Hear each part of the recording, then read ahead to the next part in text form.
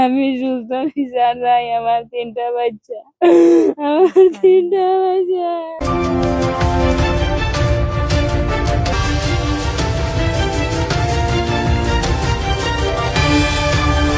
আসলে আপনারা জানেন, অবগত আছেন যে আপন দুই সহোদর হয়।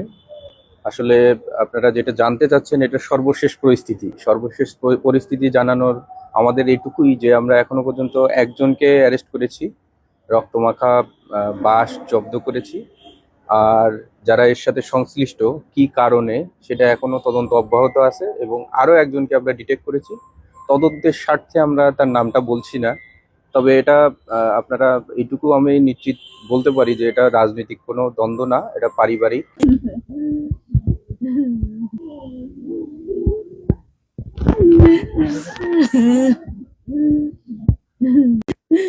আমার আমার স্বামীরে ও কামালে জমির আলিয়ে মারছে।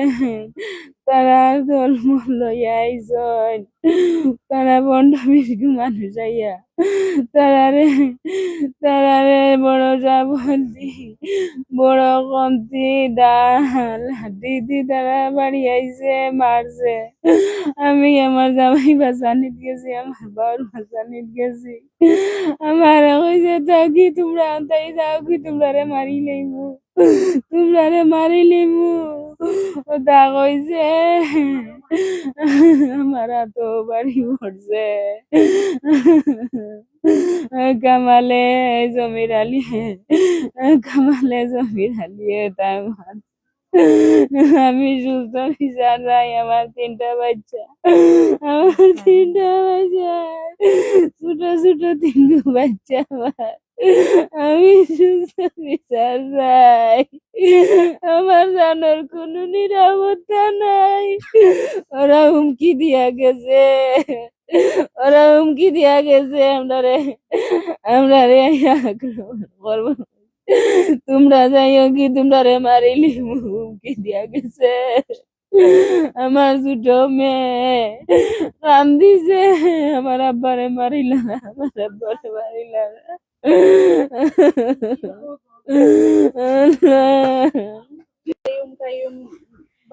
করে মারিয়ানি পুলিশের কাছে দিতাম। তো আমি বারোইছি, আপা বারোইছি, বারোনি পরে আমি বললাম ছুটি হয়েছে, টাইম মনে বার করে দেবো তাকে, নাইলে তোমার অবস্থা রাখা না। আমি বললাম গরো না তেমন বা করিতে মনে হয়, যদি গরো পাইব তো তোমার অবস্থা খারাপ হয়ে যাবে।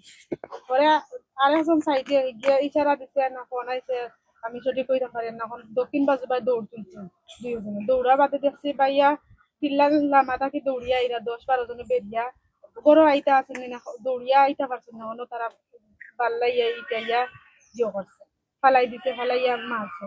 আর কবির জন্য তানোর আব্বা আইসন দৌড়িয়া বাইর খান্দা উনিয়া ইয়া হইয়া আমার বাইরে মারা খেতে লাগে, হইতেও তানরেও বাড়িয়ে জানে মারি দিচ্ছেন জায়গা।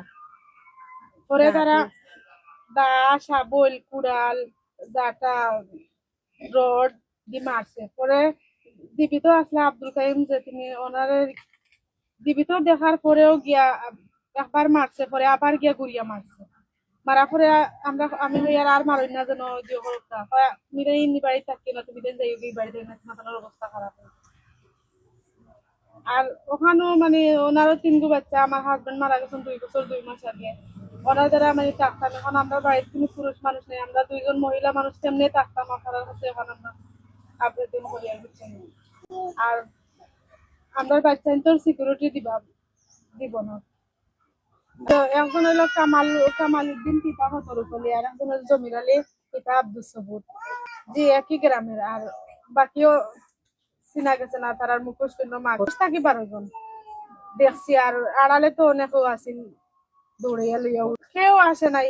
আমরা 2জন চিল্লানি খান্দারা জার্জারির বাড়ির গেটে তাকে দেখছে, কোনো বিরোধ ছিল না। আমরা এখানে আইছি 10 বছর হয়েছে, আমি আমার জালে 11 বছর ধরে বিয়ে হয়ে আইছি না। আওয়ার পর থাকি মানে এই জায়গা লইয়া, এই বাড়িটা লইয়া খালি ঝামেলা ছিল। তারা বারবার মামলা করে, আমরা করে রায় পাই, বারবার মামলা করে রায় পাই। ও কয়দিন আগে একটা রায় পাইছে, তখন মানে ও তারা মানুষ দিয়া ইয়ে করিয়া মারানি লইছে। পুলিশ এই যাওয়া পর্যন্ত তো আমরা বক্তব্য ইয়ে করছেন নিশ্চয় বা সাইনও নিশ্চয়। আমরা পানের জুমও কয়েকদিন আগে কাটা হয়েছে, আরো 6 মাস 7 মাস আগে আবার একবার এই গরু হামলা করা হয়েছে। 20-25 জন এর আগে এই মিটার ভাঙছে পরে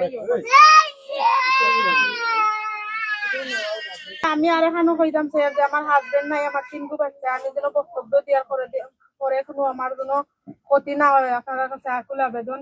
আমার বাচ্চাদের লাগে আমারে বাঁচতে দিবা আর আমরা আশ্রয়ের সিকিউরিটি দিবা, বুঝছেন আপনারা। অনুরোধ করি হইয়ার দেশবাসীর কাছে। ওরা তো বলেই গেছে আমরা বাড়িতে তাহলে আমরা মারা ধরা করবো, আমরা থাকতে আমরা যাইতাম গিয়ে। এখন যদি আমরা এখানে থাকি কেমনে যাইবো, আমরা কই যাইবো? রাস্তা ছাড়া তো আমরা কোনো যাওয়ার কোনো জায়গা নাই। ওনার 3 বাচ্চা, আমার 3টা বাচ্চা, আমি কই লইয়া যাইতাম? আপনারা করতেছেন আমারে। প্রশাসনের কাছে একটাই চাওয়া, মানে আমরা এই 6টা বাচ্চা নিয়ে আমরা 2জন মহিলা মানুষ, পুরুষ ছাড়া, পুরুষ ব্যতীত আমরা এই বাড়িতে থাকতাম কেন? ওটার নিরাপত্তা দিতাম সরকারের কাছে। ভবিষ্যতে আমার আর কোনো ধরনের কোনো, আজকে তার বাবারে মারছে, কালকে আমরা আর বাচ্চান বড়ই বা বাচ্চান তোরে মারবো, আমরা সুশৃঙ্খল ভাবে জ্বালাই সমাজও চলাফেরা করতে পারি, এলাকার চলাফেরা করতে পারি, ও ব্যবস্থা করবা। আসলে আপনারা জানেন, অবগত আছেন যে আপন 2 সহোদর খুন হয়। আসলে আপনারা যেটা জানতে চাচ্ছেন এটা সর্বশেষ পরিস্থিতি জানানোর আমাদের এইটুকুই যে আমরা এখনো পর্যন্ত একজনকে অ্যারেস্ট করেছি, রক্তমাখা বাঁশ জব্দ করেছি। আর যারা এর সাথে সংশ্লিষ্ট কি কারণে সেটা এখনো তদন্ত অব্যাহত আছে, এবং আরো একজনকে আমরা ডিটেক্ট করেছি। তদন্তের স্বার্থে আমরা তার নামটা বলছি না, তবে এটা আপনারা এইটুকু আমি নিশ্চিত বলতে পারি যে এটা রাজনৈতিক কোনো দ্বন্দ্ব না, এটা পারিবারিক এবং পূর্ব শত্রুতার এটা জের আছে, এবং জমি জায়গা রিলেটেড একটা আমরা ক্লু পাচ্ছি। আমরা তদন্ত অব্যাহত আছে, আর পুলিশ ঘটনা ঘটার সাথে সাথেই দ্রুত রেসপন্স করে। অফিসার ইনচার্জ সহ আমার টিম এখানে যায়। আমরা কালকেই একজনকে অ্যারেস্ট করি, আমরা এর সরাসরি সম্পৃক্ত ছিল, সে তাকে আমাদের হেফাজতে আছে। আমরা জিজ্ঞাসাবাদ অব্যাহত আছে।